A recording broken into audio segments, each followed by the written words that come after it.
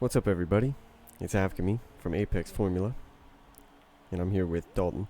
Today we're going to drive some historical Formula 1 cars. These are both 70s Formula 1 cars, and mine is for Ferrari, which was driven by Niki Lauda at the time, phenomenal driver, and Avery's is driven by James Hunt at the time, which was his competitor. We're putting on the scoop that scoops the air into the motor to make that naturally aspirated horsepower. I don't think these things have turbos. I think they're naturally aspirated. The reason why we're driving these is because I just watched the movie Rush. If you guys haven't seen it, you definitely should. It's a good movie. It's on Formula 1 about Niki Lauda and James Hunt and their battle for world championship. And this was the year, 1976, that James Hunt won world championship. Also, it is the same year that Niki Lauda crashed this car on the Nürburgring at Nordschleife, which is the same track that we're going to be driving. So we're going to have a little battle head-to-head, and I think it should be, they're pretty much relatively the same car because they're under the same spec in the F1 at the time, so should be a good race. I'm going to try not to do what Niki Lauda did and wreck, but it was also really rainy when they were racing. And that was the race that he almost was burnt alive, or he was burning. That's why his face is all messed up. But yeah, so this is going to be a historical drive. The battle begins. Hopefully, I don't die. 3, 2, 1, go. I stalled. Keep it going. And you get like 78 first gear. That's nuts. 1976. Oh, cock and balls. Uh-oh. There are certain moments where silence falls on a racing track and you know what that means. This is try number 3. First one we crashed, so we redid the second one, or we redid it, and that was the second time. And then on the second time we crashed, so this is the third time. We were going to leave the crashes in there, but we actually want to get a good lap time. Niki Lauda was the first man to ever drive a car around the Nürburgring under 7 minutes. And if he can do it, then I can do it, because I'm pretty much a professional F1 driver. So, 3, 2, 1, go. Both got a good launch that time. oh yeah. Off to a good start.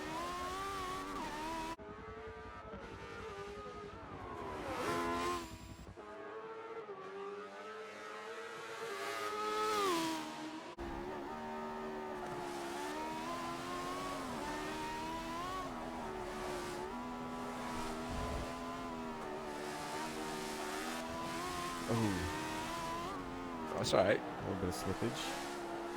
This thing gets a lot of slippage. I'm used to it now.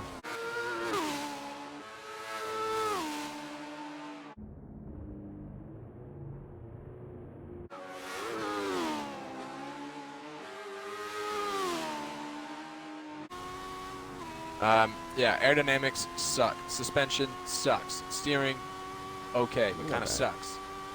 No, it's not bad. But yeah, this is not an F1 car of today. This is an F1 car of 1976, and it shows. It definitely shows. Suspension's too loose. Aerodynamics, there's not enough of it, so there's no stability at high speeds.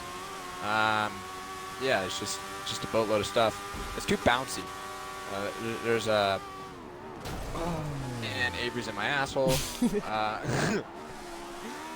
another problem in 1976. But yeah, the actual body roll of the vehicle, there pretty much is none. It's just it's bouncy. It doesn't absorb the bumps in the racetrack very well. So that's not fun. But making the best out of it. And yes, we will eventually do a video like this, but hopefully with something that's a little bit newer.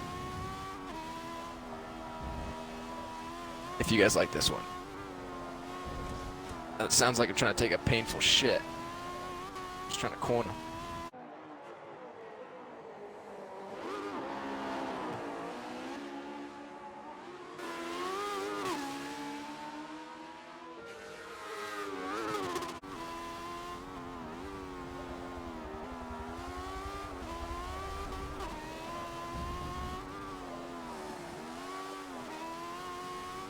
Both got a Little slippage there. slippage. Yeah. Makes it more exciting.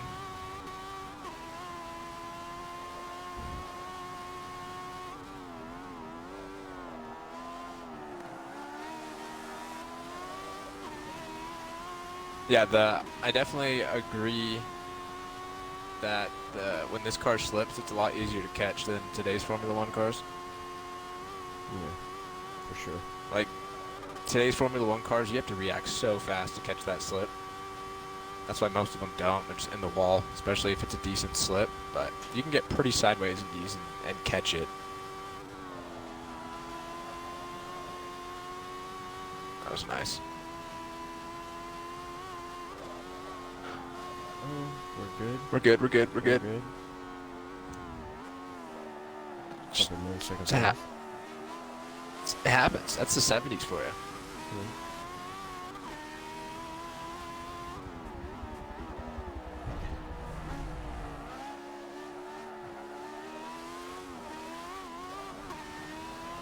Proper line on the carousel. Very nice. Don't brake too much.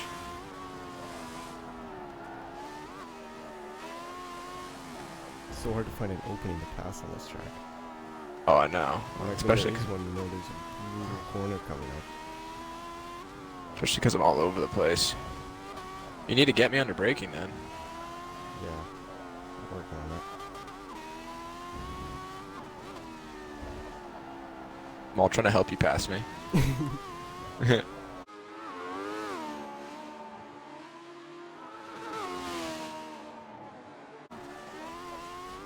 Avery does not need my help passing me. He does it all the time. All the goddamn time.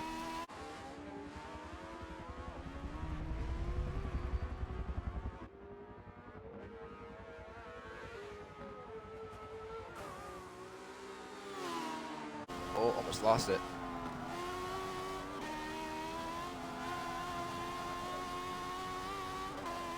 Oh, wow.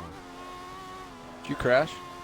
No, Oh, it's- come on, get oh, pulls. you Just got like it? nothing happened, ladies and gentlemen.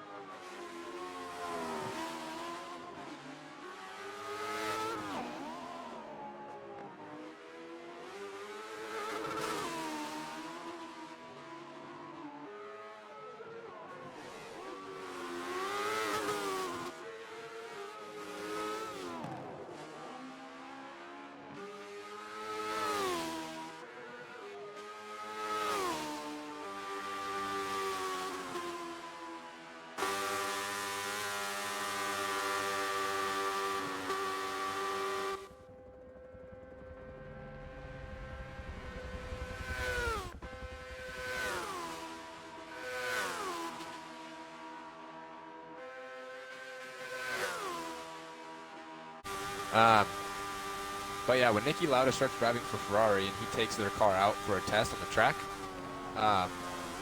he literally tells them it drives like shit. And literally, I'm pretty sure it was the team principal that told him, like, you can't say that. It's a Ferrari. And he's like, well, it drives like shit. Why is a Ferrari driving like shit? And pretty much that night with the Ferrari techs, he changes the whole car. The little bits that they talked about was the engine was too heavy. The car itself was too heavy. It didn't have enough horsepower, so they had to bump up the horsepower. It was somewhere like low to mid 400s.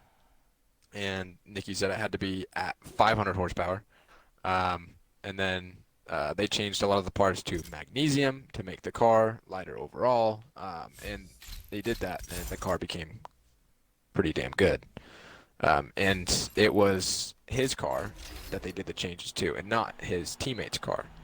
And his teammate got in Nicky's car and did a lap in it, and he was 2 seconds faster around the track than the old car, his teammate's car, which is crazy. Just from some changes that Nicky Lauda knew to do, he was able to scratch 2 seconds off. That's nuts. Driving skill right there. Yeah, he knew the car. He knew the car. He knew everything, kind of what the mechanics knew. He just, wasn't a mechanic. He was a driver. Which also in the movie, he says that God blessed him with a really good ass because he could feel everything that's going on in the car. James Hunt, who drove the McLaren, was not like that.